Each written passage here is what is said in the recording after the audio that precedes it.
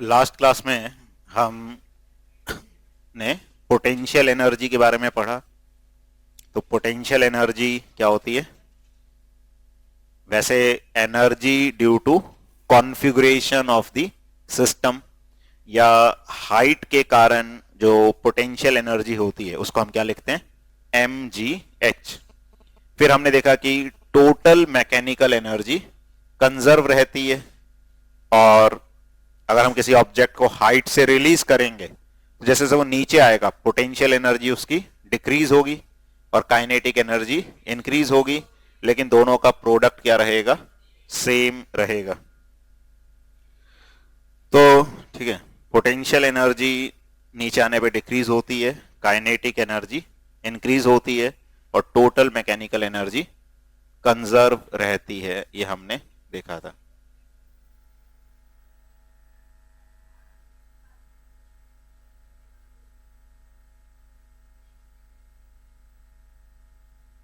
नहीं, देखो डाउट ये है कि जैसे हम खड़े हुए हैं काफी देर तक, अब हम चलने लगे तो क्या, एक मैं बता रहा हूं, तो क्या हमारी पोटेंशियल एनर्जी काइनेटिक एनर्जी में कन्वर्ट हो गई? नहीं। अगर हम छत पे जाके कूद गए, फिसल गए, तो फिर छत के ऊपर जो हमारी पोटेंशियल एनर्जी है वो नीचे आते आते किस में कन्वर्ट हो जाएगी? काइनेटिक एनर्जी में। लेकिन हम जब खड़े हुए हैं और चलने लगे, इसमें पोटेंशियल एनर्जी तो उतनी ही रहेगी। एक्चुअली हमारी बॉडी इंटरनली वर्क करेगी और वो वर्क किस में कन्वर्ट होता है? काइनेटिक एनर्जी में।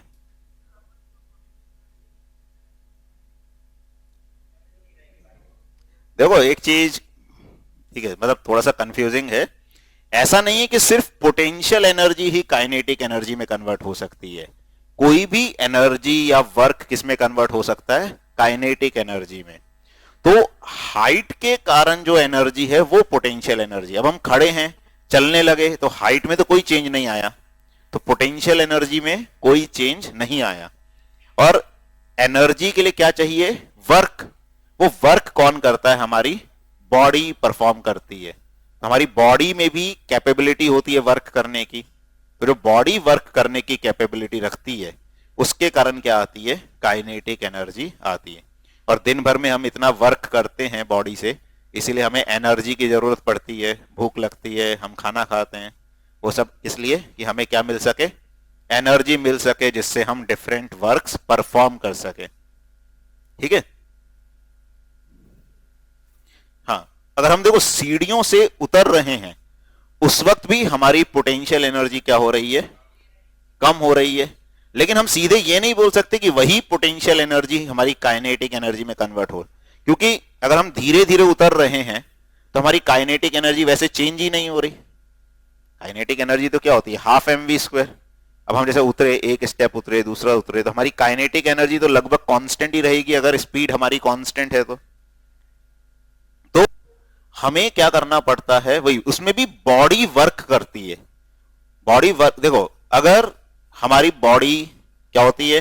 वर्क कर रही है। जैसे मान लो हमने एक पत्थर को लुढ़का दिया सीढ़ियों पे, वो लुढ़कता हुआ नीचे जाएगा तो उसकी काइनेटिक एनर्जी क्या हो जाएगी? बढ़ जाएगी। तो उसमें पोटेंशियल एनर्जी किसमें कन्वर्ट हो रही है? काइनेटिक एनर्जी में। हम भी लुढ़कते हुए जा रहे हैं और हमारी एनर्जी, काइनेटिक एनर्जी बढ़ रही है नीचे लुढ़कते लुढ़कते, तो पोटेंशियल एनर्जी किसमें कन्वर्ट हो रही है? काइनेट। लेकिन हम जब संभल संभल के चल रहे हैं, धीरे धीरे उतर रहे हैं, तो हमारी बॉडी वर्क कर रही है और वो वर्क जो पोटेंशियल एनर्जी कम हो रही है उसको कंपनसेट करती है, जिससे काइनेटिक एनर्जी में चेंज कम हो रहा है या नहीं हो रहा है। तो जब हम चल रहे हैं तो सिर्फ पोटेंशियल एनर्जी को नहीं देखेंगे, हम इंटरनल वर्क भी देखेंगे। समझ आ रहा है? तो अगर हमारी बॉडी भी वर्क कर रही है तो जो सारे फोर्सेस वर्क करते हैं वो काइनेटिक एनर्जी को चेंज करते हैं। हमने एक इक्वेशन लिखी थी, वर्क इज इक्वल टू क्या होता है? Change in kinetic energy. तो उसमें वर्क किसका होता है? सभी फोर्सेस का। तो अगर एक चीज हाइट से गिरा दी, अब उस पर सिर्फ कौन वर्क कर रहा है? ग्रेविटी। तो जो ग्रेविटी का वर्क है वो किस में कन्वर्ट हुआ? काइनेटिक एनर्जी में। और उसी वर्क के लिए हम क्या डिफाइन करते हैं? Potential energy.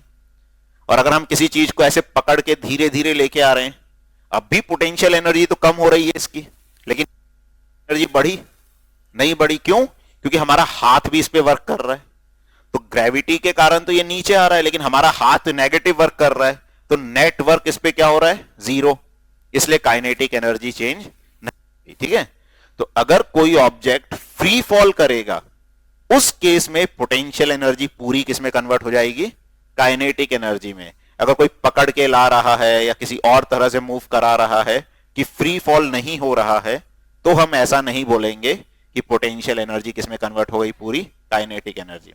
उसमें पोटेंशियल एनर्जी भी चेंज होगी, जो पकड़कर ला रहा है वो भी वर्क करेगा, और वो सारा वर्क किसके बराबर होगा?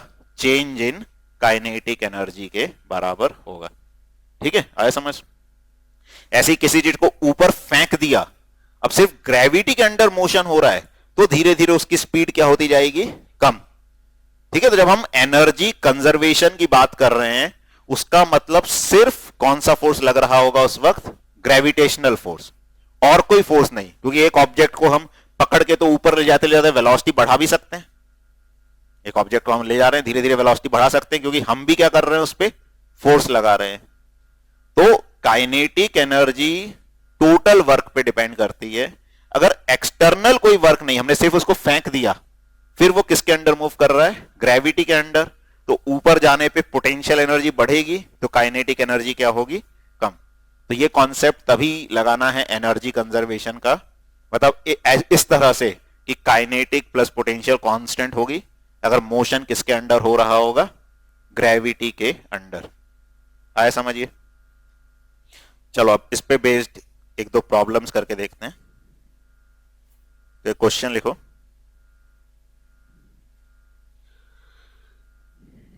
देखो, an object of mass m, an object of mass m is dropped from height h. An object of mass m is dropped from height h. Find its kinetic energy. Find its kinetic energy when it is at a height of h by 4. Find its kinetic energy when it is at a height of h by 4.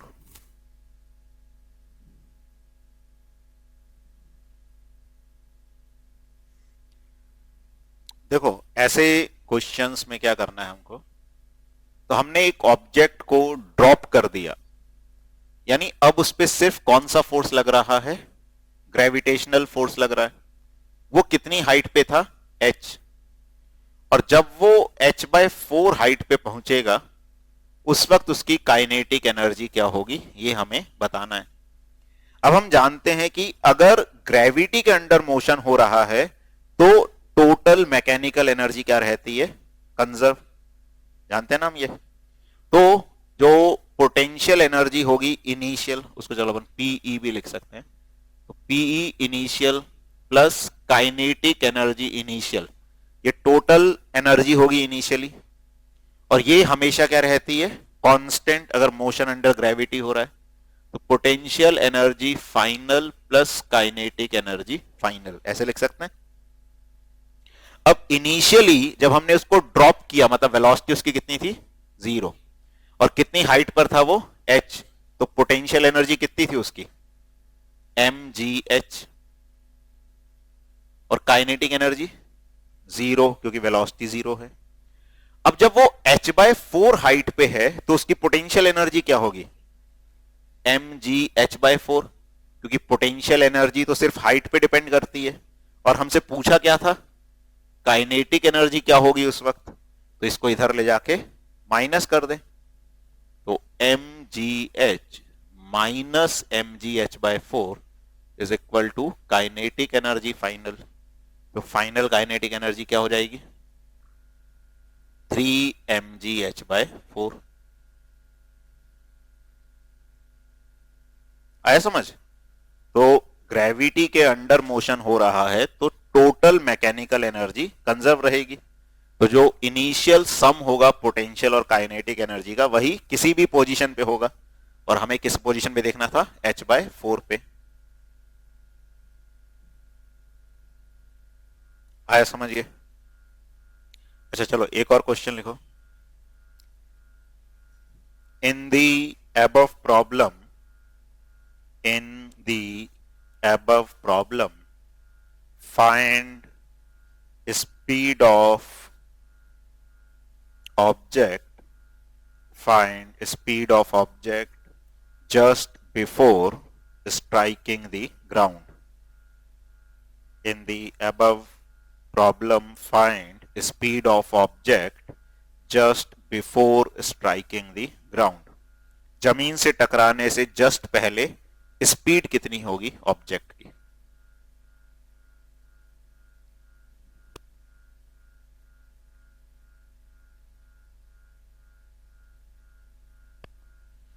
Just पहले का मतलब है h को हम क्या मान सकते हैं, 0। जो हाइट है वो क्या हो जाएगी, 0 हो जाएगी।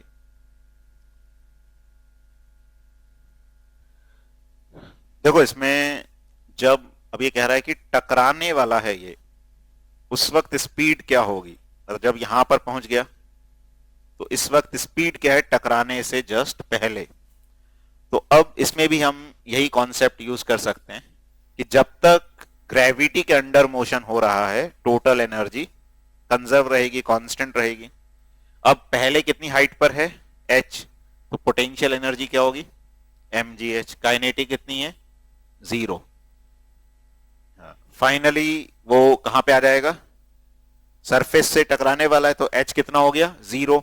तो पोटेंशियल एनर्जी क्या हो जाएगी, 0। और काइनेटिक एनर्जी को क्या लिख सकते हो, हाफ m। अगर सिर्फ काइनेटिक एनर्जी पूछी होती तो आंसर क्या आ जाता, mgh।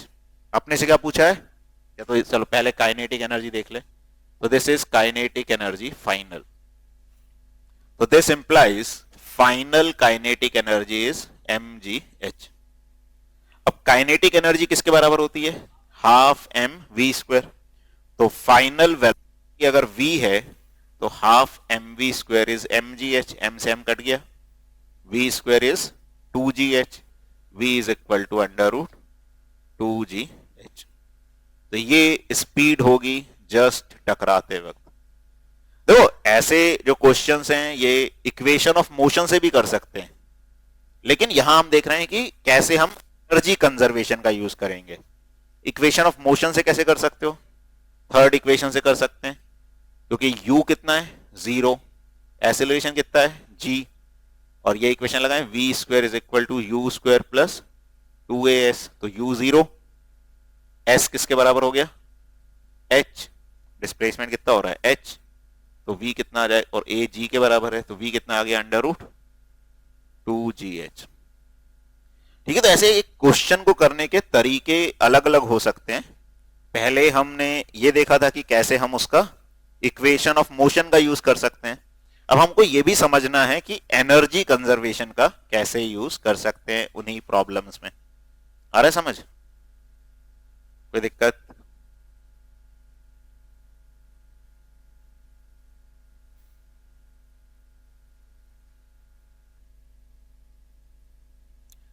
नेक्स्ट क्वेश्चन लिखो।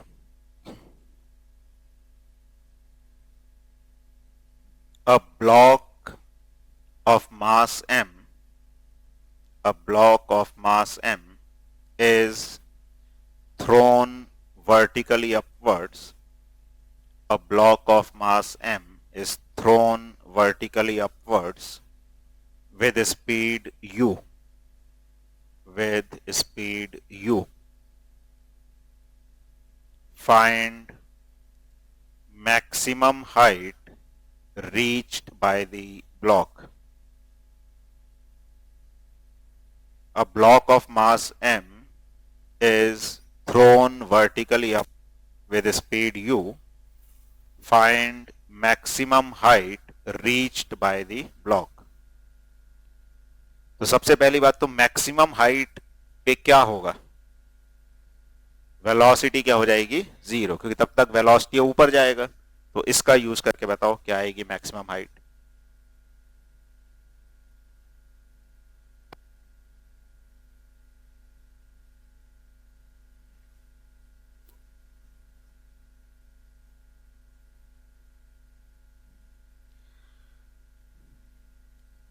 देखो इसमें ये दे रखा है, एक ब्लॉक को u वेलोसिटी से ग्राउंड से ऊपर फेंका और कितनी हाइट तक वो जाएगा, तो तब तक जाएगा जब तक उसके पास वेलोसिटी होगी और मैक्सिमम हाइट पर वेलोसिटी 0 हो जाएगी। अब यहां पर भी जब हमने उसको फेंक दिया तो मोशन किसके अंडर हो रहा है, ग्रेविटी के, तो हम एनर्जी कंजर्व करा सकते हैं। तो potential energy initial plus kinetic energy initial is equal to potential energy final plus kinetic energy final. Initially कहां पर है वो, सरफेस पे, तो उसकी इनिशियल एनर्जी क्या हो जाएगी, 0। इनिशियल पोटेंशियल एनर्जी क्या हो जाएगी, 0, क्योंकि हाइट 0 है। काइनेटिक एनर्जी कितनी हो जाएगी, हाफ एम यू स्क्वायर। फिर h हाइट पर पहुंच गया वो, तो पोटेंशियल एनर्जी क्या हो जाएगी, एम जी एच, और काइनेटिक एनर्जी 0। तो यानी कि क्या आ गया, half M U square is equal to M G H. तो h is equal to U square by 2g। हाँ, थर्ड इक्वेशन से भी कर सकते हो, ठीक है। तो प्रॉब्लम्स भाई तरीके अलग अलग हो सकते हैं, हमको समझ आना चाहिए, क्योंकि ये चैप्टर हम किस पे बेस्ड पढ़ रहे हैं, वर्क, एनर्जी, एनर्जी कंजर्वेशन, तो उसका यूज करके कैसे प्रॉब्लम सॉल्व कर सकते हैं वो हम देख रहे हैं, ठीक है। बाकी थर्ड इक्वेशन से भी कर सकते हो, क्योंकि एसिलरेशन कांस्टेंट है, तो हम इक्वेशन ऑफ मोशन यूज कर सकते हैं। आ रहा है समझिए। तो ये थोड़ा सा आइडिया होना चाहिए कंजर्वेशन ऑफ एनर्जी का यूज हम कैसे कर सकते हैं, एप्लीकेशन कैसे उसका किया जा सकता है।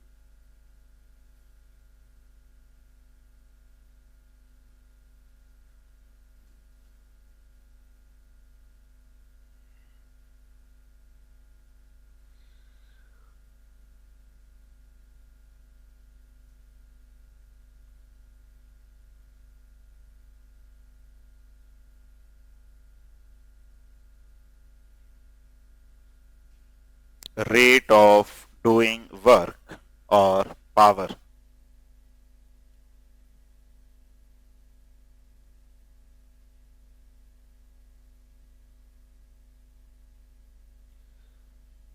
हम देखो वर्क की बात करते हैं कि वर्क क्या होता है, फोर्स लगा, डिस्प्लेसमेंट हुआ तो वर्क होगा। एनर्जी की बात करते हैं कि एबिलिटी टू डू वर्क। अब पावर की क्यों जरूरत पड़ती है, इसको अपन ऐसे समझ सकते हैं, जैसे मान लो एक तुमको यहां से अपने घर जाना है, दो लोग हैं बराबर, एक ही कॉलोनी में रहते हैं, आसपास घर है, बराबर दूर जाना है, ठीक है। एक साइकिल से जाता है, एक स्कूटी से जाता है, तो कौन पहले पहुंचेगा, स्कूटी वाला, क्या नहीं, मतलब साइकिल अपनी एक नॉर्मल स्पीड से चल रही है और स्कूटी भी अपनी एक जो नॉर्मल स्पीड है उससे चल रही है, या दोनों अगर अपनी मैक्सिमम स्पीड से भी चल रही मानो, तो भी स्पीड मैक्सिमम किसकी ज्यादा होगी, स्कूटी की ज्यादा होगी, तो वो जल्दी पहुंच गए। अब इफेक्टिवली दोनों ने जैसे डिस्टेंस तो सेम ही ट्रेवल किया, ठीक है, तो अगर हम ये बोले कि किसने डिस्टेंस ज्यादा ट्रेवल किया, तो दोनों ने सेम किया, ठीक है। तो लेकिन टाइम क्या हुआ, कम लगा स्कूटी को। तो जब हम टाइम से भी चीजों को रिलेट करते हैं, मान लो इसको अपन एक दूसरे तरीके से समझे, अब 10 ईंटें हैं, उसको ग्राउंड से उठाकर कहां ले जाना है, छत तक ले जाना है। दो पर्सन हैं, दोनों को एक राउंड में जाने में कुछ 1 मिनट लगता है। अब एक पर्सन एक एक ईंट ऊपर ले जा रहा है, तो उसको टोटल कितना टाइम लगेगा, 10 ईंट ले जाने में 10 मिनट लगेंगे। एक पर्सन है जो दो दो ईंट ले जा रहा है एक साथ, तो उसको कितने लगे, 5 मिनट। दोनों ने वर्क तो सेम किया, दोनों ने 10 ईंटें कहां पहुंचाई, ऊपर। तो हम ये नहीं बोल सकते कि इसने कम वर्क किया उसने ज्यादा, दोनों ने बराबर काम किया, लेकिन एक ने उसको 10 मिनट में किया, एक ने किसमें किया, 5 मिनट में। तो जो कम समय में कर रहा है उसमें कुछ तो हमको बोलना पड़ेगा कि हाँ कुछ चीज तो इसमें डिफरेंट है, तो वो क्या टर्म होती है, पावर।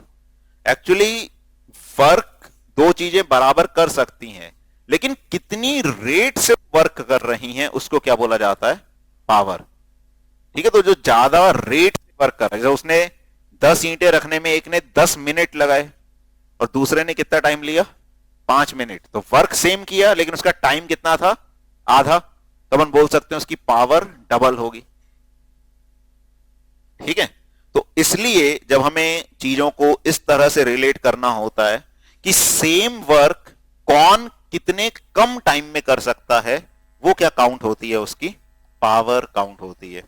तो ये पावरफुल है, इसका मतलब ऐसा नहीं कि जो पावरफुल नहीं है वो वर्क नहीं कर सकता, वो भी वर्क कर सकता है लेकिन उसको क्या लगेगा, ज्यादा टाइम लगेगा, और जो पावरफुल है उसको कम टाइम लगेगा। ऐसी किसी इंजन की पावर ज्यादा है, इसका मतलब वो ज्यादा वर्क कर सकता है कम समय में। और किसी इंजन की पावर कम है, ठीक है, जैसे अलग अलग व्हीकल्स आते हैं, अलग अलग कार हैं, किसी की पावर अलग है, किसी की पावर अलग है। उसका मतलब यही है कि जिसकी पावर ज्यादा है वो कम समय में क्या कर सकता है, ज्यादा वर्क कर सकता है या ज्यादा स्पीड अटेन कर सकता है। जैसे ना ये कार है, ये 2 सेकंड में इतनी स्पीड अटेन कर लेगी, ये सेकंड में इतनी स्पीड अटेन कर लेगी। वो एक्चुअली किसको रिप्रेजेंट कर रहा है, उसकी पावर। जितनी ज्यादा इंजन की पावर होगी उतने कम टाइम में वो क्या कर जाएगी, ज्यादा स्पीड अटेन कर लेगी, ज्यादा वेलोसिटी अटेन कर लेगी। तो जब ऐसी सिचुएशंस हमारे सामने आती हैं जहां पर हमें दो पर्सन्स की, दो इंजन्स की या किन्हीं भी दो ऑब्जेक्ट्स की वर्क करने की जो एफिशिएंसी है, किस एफिशिएंसी से या किस रेट से वर्क कर रहे हैं, वो डिफाइन करना है या डिसाइड करना है, तो हम क्या बोलेंगे, उसको क्या बोला जाता है, पावर। ठीक है। तो लिखो, power is defined as, power is defined as the rate of doing work.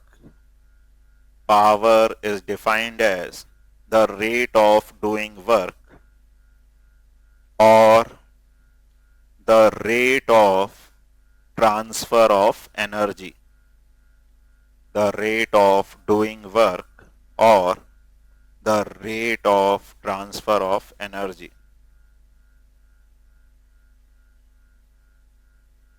ठीक है। तो पावर क्या होता है, रेट ऑफ डूइंग वर्क या rate of transfer of energy. आगे लिखो, तो जो देखो, if an agent does a work W, if an agent does a work W in time t,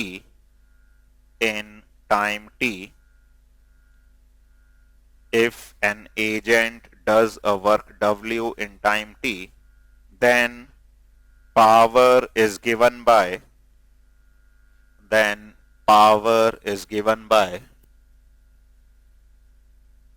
so power is work upon time, और इसको P से denote करते हैं, तो P is equal to W by T।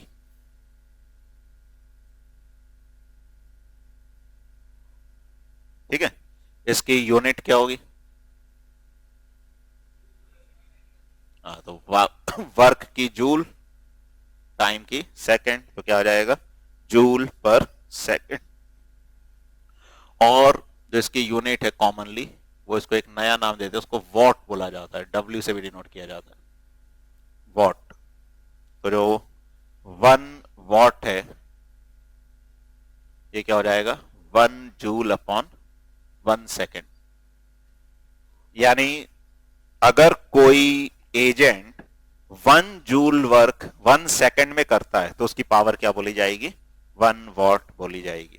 ठीक है ना। अगर 1 जूल वर्क 1 सेकेंड में करने की किसी में क्षमता है तो उसकी पावर क्या बोली जाएगी, 1 वॉट। अच्छा, तो क्वेश्चन ये है ERG क्या होता है।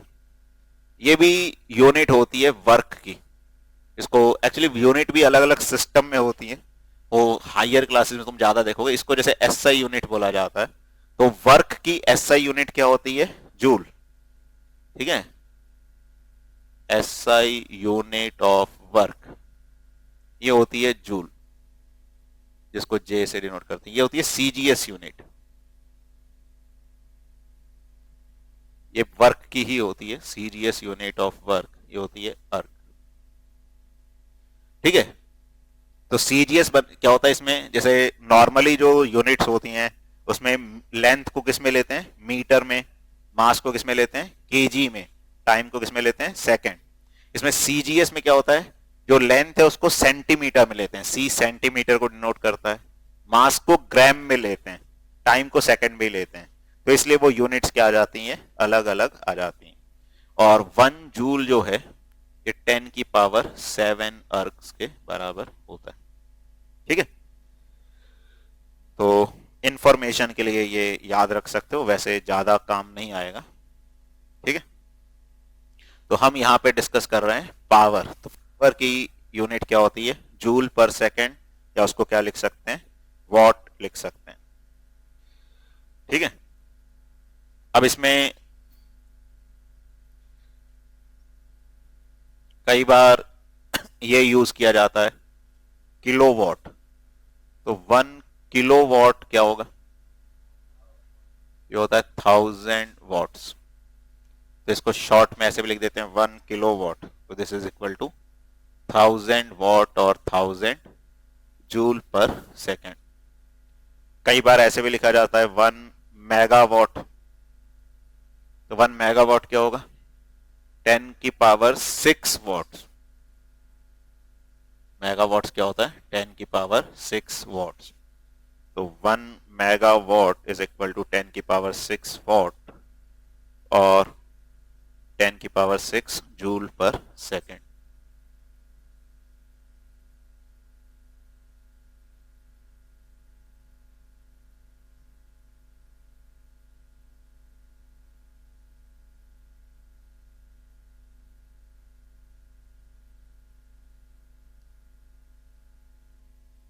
ठीक है, आया समझिए। अच्छा, अब देखो, जो हम पावर की बात करते हैं जनरली, वो पावर क्या हो सकती है, अलग अलग टाइम पे अलग अलग भी हो सकती है। जैसे ठीक है, कभी कम वर्क कर रहा है सेम टाइम में, कभी क्या कर रहे हैं, ज्यादा वर्क। तो जनरली जब हम बात करते हैं तो किसकी बात करते हैं, एक एवरेज पावर की। एवरेज पावर मतलब किसी इंटरवल में कितना वर्क किया अपॉन दैट टाइम। जरूरी नहीं है कि through out the process same rate से वर्क किया हो। कभी हो सकता है वर्क करने की रेट क्या हो, ज्यादा, कभी हो सकता है वर्क करने की रेट क्या हो, कम। तो इसलिए हम क्या बोलते हैं जनरली, एवरेज पावर। तो एवरेज पावर क्या हो जाएगा, टोटल एनर्जी जो भी यूज हुई डिवाइडेड बाय टोटल टाइम। तो लिख लो नोट करके, देखो, the power of an agent, the power of an agent may vary with time. The power of an agent may vary with time. Therefore, the concept of average power is useful. Therefore, the concept of average power is useful. Generally जब power बोला जाता है तो उसका मतलब average power ही होता है। तो एवरेज पावर होता है टोटल एनर्जी कंज्यूम्ड या total work done upon total time taken.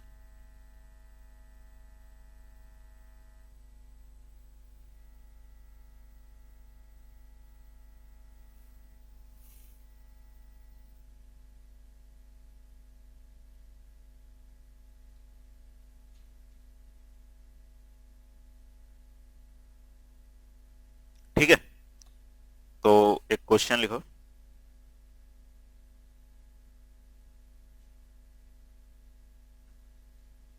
देखो, सीता एंड गीता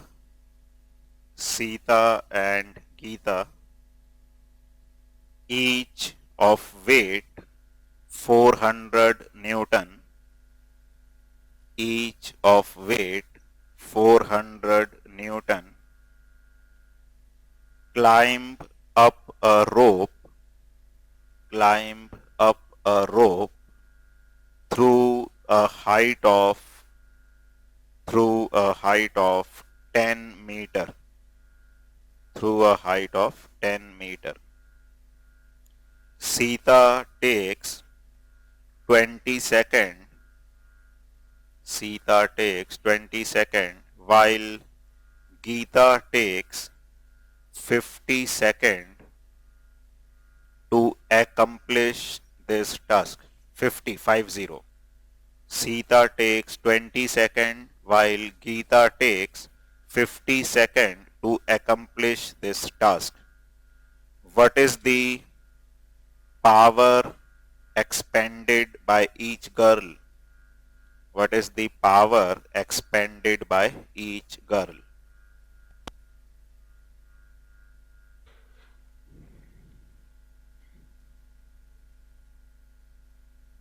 देखो इसमें क्या करेंगे, जो पावर है वो हो जाएगी वर्क अपॉन टाइम या total energy consumed upon time. अब यहां पे वर्क या एनर्जी कंज्यूम वो किसके अगेंस्ट होगी? ग्रेविटी के अगेंस्ट. तो वर्क किसके बराबर हो जाएगा? M G H upon time.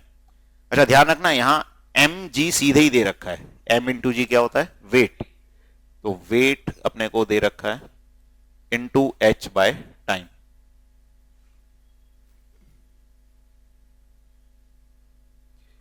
तो जो पावर आएगी सीता के लिए, तो वेट उसका कितना है? 400. कितनी हाइट तक गए? 10 मीटर. टाइम लगा 20 सेकेंड. तो ये आ जाएगा 200 वॉट. और जो गीता है उसके लिए 400 इंटू 10 और टाइम लगा 50. तो ये आ जाएगा 80. तो सीता की पावर गीता से कितने टाइम्स होगी? 2.5 टाइम्स. ठीक है, आ रहा समझिए? ठीक है, तो सेम वर्क जो कम टाइम में करेगा वो ज्यादा क्या होगा? पावर बोला जाएगा, उसकी पावर ज्यादा है. ठीक है. अच्छा नेक्स्ट क्वेश्चन लिखो. एक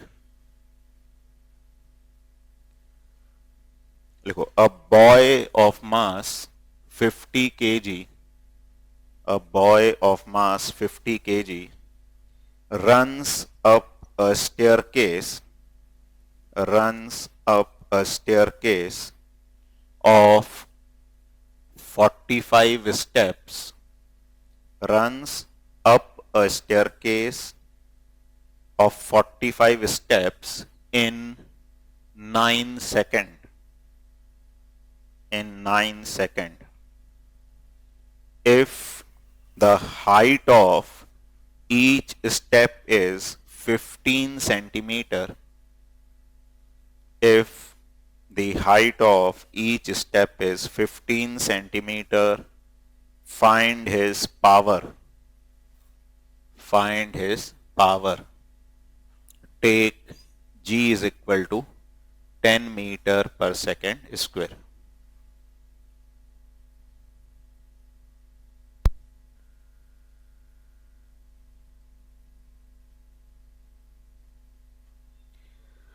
देखो इसमें भी वो स्टेप्स चढ़कर कहां जा रहा है? हाइट पे. तो जो पावर होगी वो हो जाएगा ग्रेविटी के अगेंस्ट जितना वर्क करेगा, जितनी एनर्जी उसकी कंज्यूम होगी अपॉन टाइम. तो m है 50, g है 10, h क्या हो जाएगा? 45 इंटू 15 बाय 100. 45 स्टेप्स है और हर एक स्टेप की हाइट कितनी है? 15 सेंटीमीटर. यूनिट्स का भी ध्यान रखना है, बाकी यूनिट्स एसआई सिस्टम में है तो इसको भी किस में कन्वर्ट करना पड़ेगा? मीटर में कन्वर्ट करना पड़ेगा एसआई सिस्टम में. टाइम कितना है? 9. ठीक है, तब देखो ये एक जीरो कैंसिल हो गया, ये एक जीरो कैंसिल हो गया. 9 से 45 को कैंसिल करोगे तो क्या आ जाएगा? 5. तो 75 इंटू 5 दैट इज 375 वॉट. तो ऐसे हम पावर के क्वेश्चंस कर सकते हैं कि टोटल वर्क या एनर्जी कंज्यूम निकाल लें और उसको किससे डिवाइड कर दें? टाइम से डिवाइड कर दें. आ रहा समझ?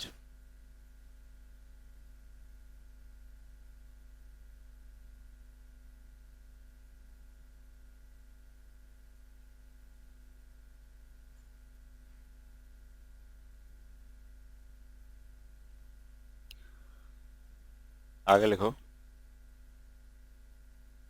Commercial unit of energy.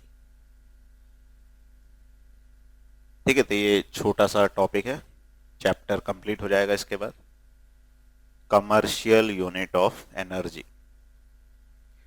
देखो, एनर्जी जैसे हम जूल में बोलते हैं, तो जूल में एनर्जी ऐसे बहुत ज्यादा नहीं होती, बहुत कम एनर्जी होती है। तो अगर जूल में हम नॉर्मली एनर्जी कंजम्पशन की बात करें तो वो क्या होगी, बहुत लार्ज वैल्यू आएगी। इसलिए कमर्शियली एनर्जी की एक यूनिट डिफाइन की जाती है, उस यूनिट को बोला जाता है किलो वॉट आवर। जैसे अपने घरों में इलेक्ट्रिसिटी का बिल आता है तो बोलते हैं आपने 200 यूनिट कंज्यूम कर ली, 400 यूनिट कंज्यूम कर ली। तो वो यूनिट किस उसमें होती है, किस यूनिट में होती है, जूल में नहीं होती, वो होती है किलो वॉट आवर में होती है। तो अपन उसी को थोड़ा सा समझेंगे क्या होता है। तो लिखो, the unit joule is too small, the unit joule is too small and hence is inconvenient to express large quantities of energy, is inconvenient to express large quantities of energy.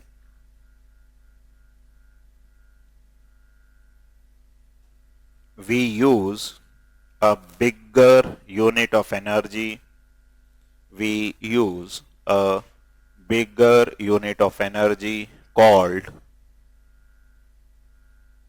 kilowatt hour, called kilowatt hour।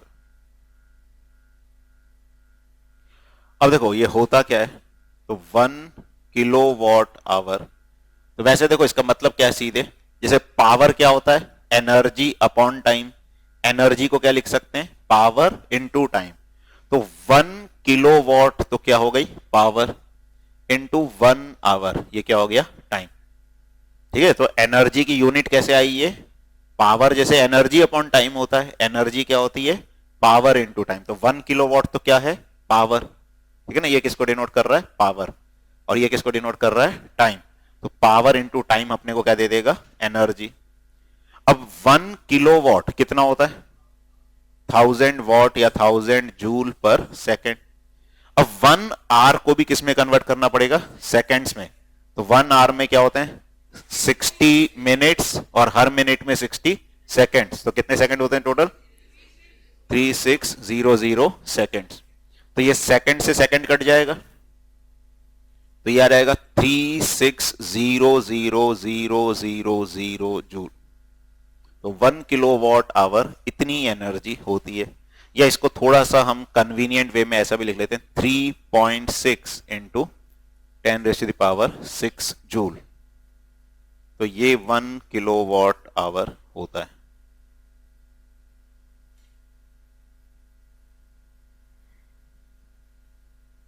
ठीक है, और जो हम घरों में electricity के consumption में use करते हैं 1 यूनिट, तो 1 यूनिट मींस 1 किलोवाट आवर। ठीक है, जैसे अगर अपने घर में 100 यूनिट बिजली खर्च हुई, तो अपन ने कितनी एनर्जी खर्च कर दी, 100 किलोवाट आवर, या जूल में बात करेंगे तो 3.6 इंटू 10⁸ 100 से मल्टीप्लाई करना पड़ेगा, ये तो 1 किलोवाट आवर है। तो अगर हमने 100 यूनिट्स कंज्यूम की तो 3.6 इंटू 10⁸ जूल एनर्जी हमने खर्च कर दी।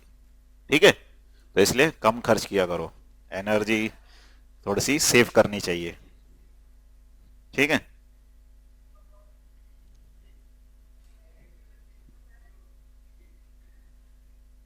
चलो एक इसमें भी क्वेश्चन कर लो फिर खत्म करते हैं।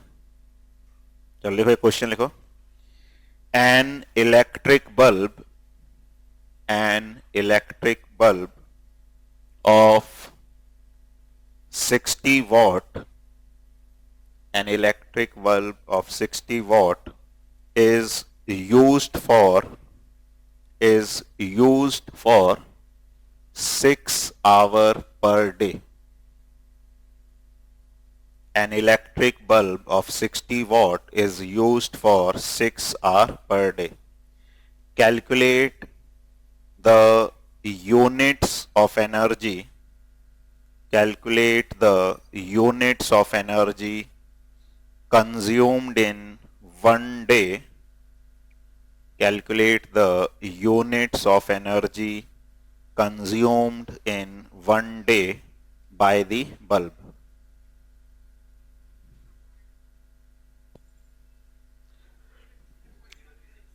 देखो इसमें क्या करना है, जो एनर्जी कंज्यूम हो रही है वो क्या हो जाएगी, पावर इनटू टाइम. ठीक है, जैसे पावर एनर्जी अपॉन टाइम है, एनर्जी क्या हो जाएगी, पावर इनटू टाइम. पावर कितना है 60 वॉट, टाइम कितना है 6 आवर, तो यार आएगा 360 वॉट आवर. लेकिन अपने को यूनिट किसमें होती है, किलो वॉट आवर. तो इसको किलो करने के लिए क्या करना पड़ेगा, 1000 से डिवाइड करना पड़ेगा, क्योंकि 1 किलो इज इक्वल टू 1000. तो ये क्या जाएगा 0.36 किलो वॉट आवर. और किलो वॉट आवर ही क्या होता है, यूनिट. तो कितनी यूनिट्स कंज्यूम हो रही हैं, 0.36 यूनिट्स. तो आंसर आ जाएगा 0.36 यूनिट्स. तो अगर एक बल्ब हम 60 वॉट का 6 घंटे यूज करते हैं पर डे, तो एक दिन में इतनी यूनिट एनर्जी कंज्यूम होगी. ठीक है, तो ये टॉपिक कंप्लीट हो गया.